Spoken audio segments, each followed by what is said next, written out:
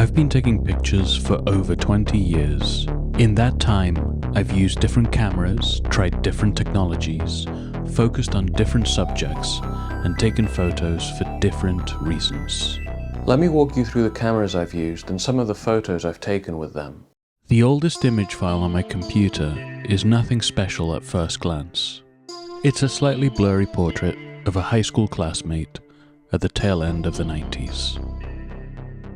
What is remarkable though is the camera I used, a Sony Mavica digicam, borrowed from my high school's print shop, and which sported a floppy disk drive to save photos.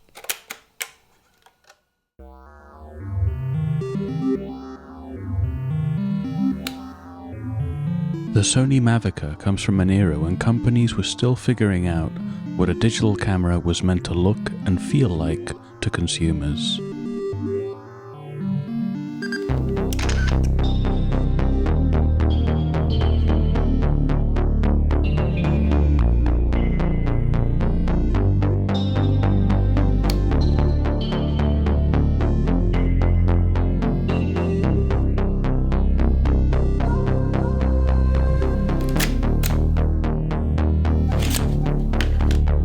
This, at the time, was out-of-the-box thinking that made transferring photos to your computer very simple.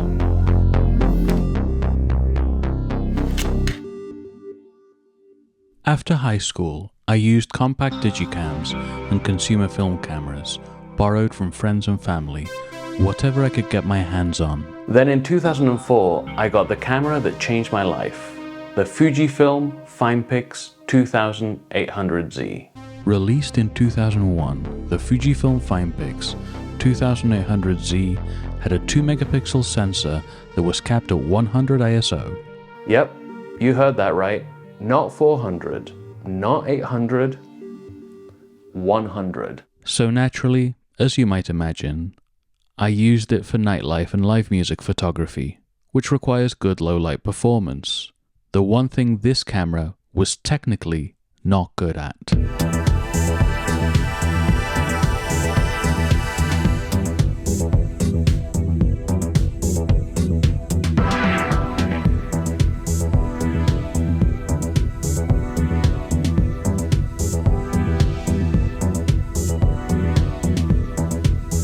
However, my 20-something-year-old self was not deterred. I actually made money with this camera. I sold these photos of supermodel Kate Moss and then rockstar boyfriend Pete Doherty to a UK anti-smoking charity. By a stroke of luck, we all happened to be at the same fashion after party, as you do when you're in Paris.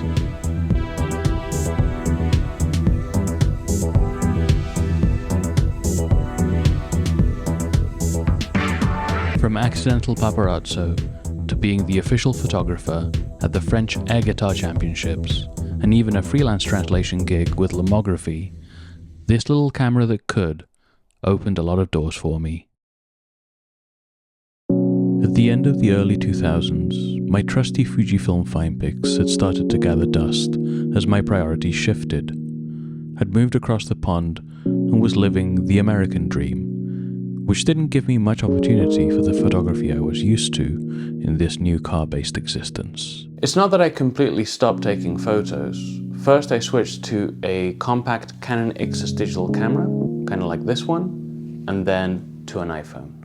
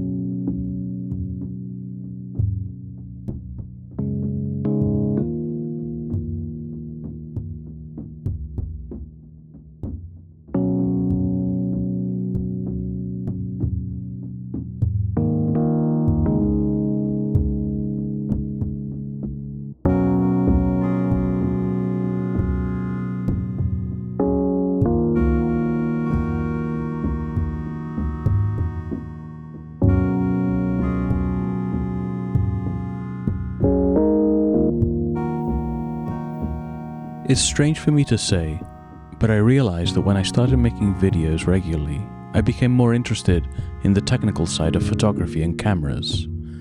Until then, I'd used cheap small sensor consumer cameras.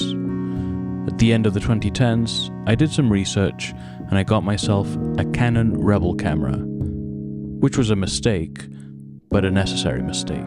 That didn't stop me from taking photos with it though. While on a basic functional level, it did its job, this camera let me figure out what I didn't like: slow autofocus in video, a cramped optical viewfinder for photos, and a lack of hands-on control.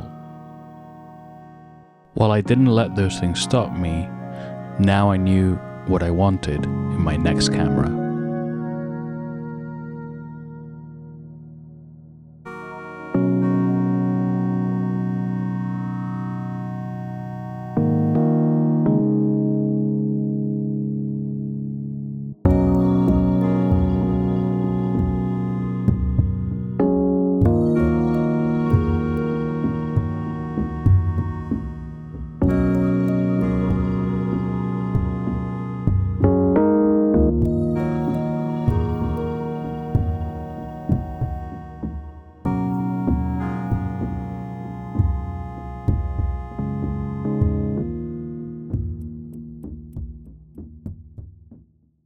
A new decade, a new dawn, after being in what felt like photography's no man's land. I was looking for a better photo-taking experience when I came across a second-hand Fujifilm X-E2. I was blown away. No more cramped viewfinder. Now I had an EVF that let me judge exposure and focus accurately. I cannot overstate the difference that made.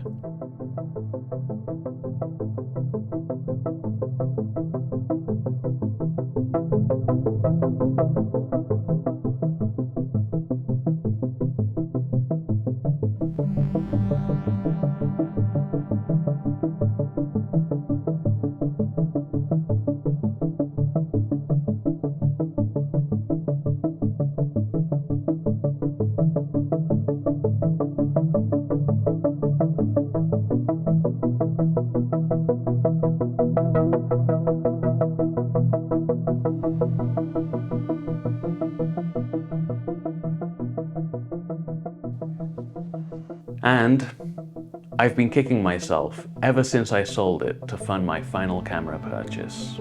The Fujifilm X-T4.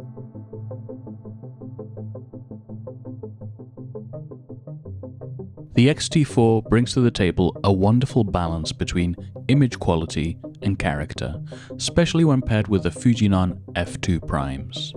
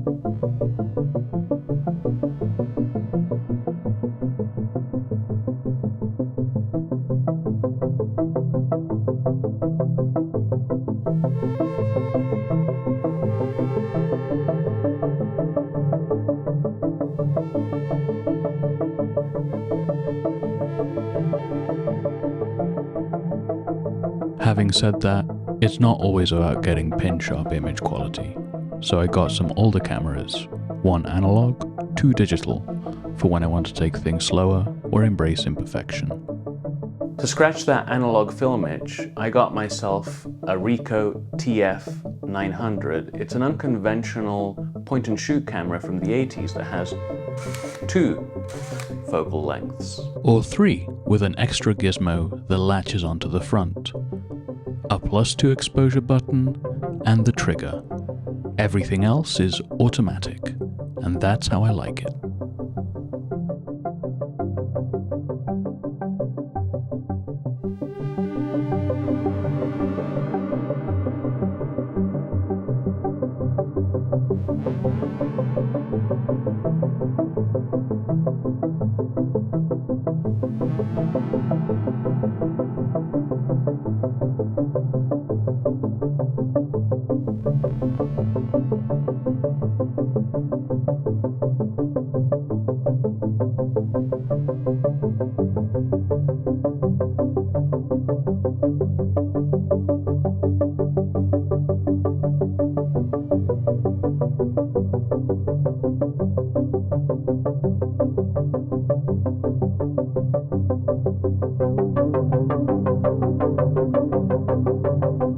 I am also lucky enough to be able to shoot with a Canon EOS 30D.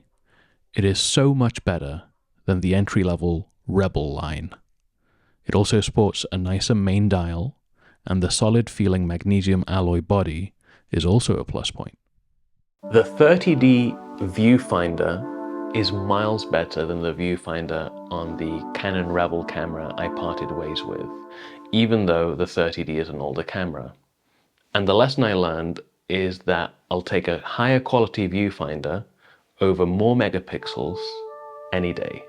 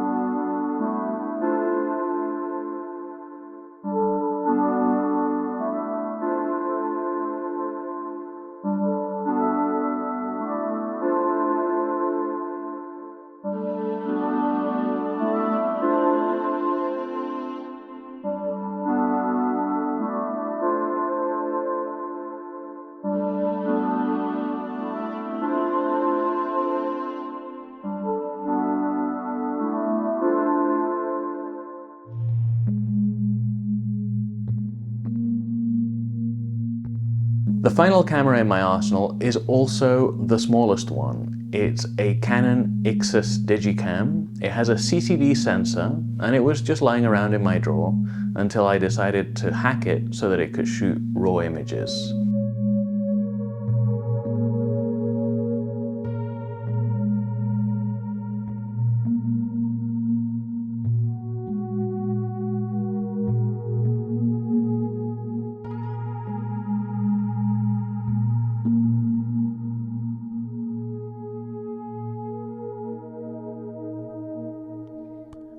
Why have I taken these photos through the years?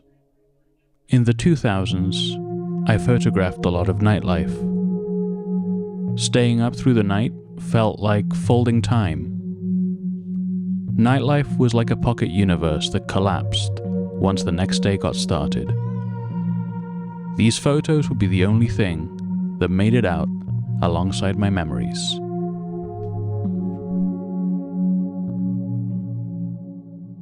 In the 2010s, as my priorities shifted and my lifestyle changed, I transitioned to photographing places instead of people. And that is very much what I still shoot today. So far, the 2020s have brought discovery and renewed inspiration. Different cameras let me resonate with different aspects of picture taking. On one hand, I have the most control with the Fujifilm X-T4, both while taking a photo as well as afterwards when editing it. On the other hand, I can give that up with the film and digital point and shoots, which paradoxically also force me to slow down a bit. Then there's the Canon 30D, which means a lot to me because this specific unit is the last camera my dad used before he died. Sometimes when using it, I'll hear the advice he gave me as a little kid, when he would hand me his Praktica film SLR for me to try. Think about where the light is coming from. Practicing photography makes me feel like I'm continuing something, though I'm still finding my path. And as long as I don't stop looking, there will be shots worth taking. I can't wait to see how my photography changes in the next 20 years.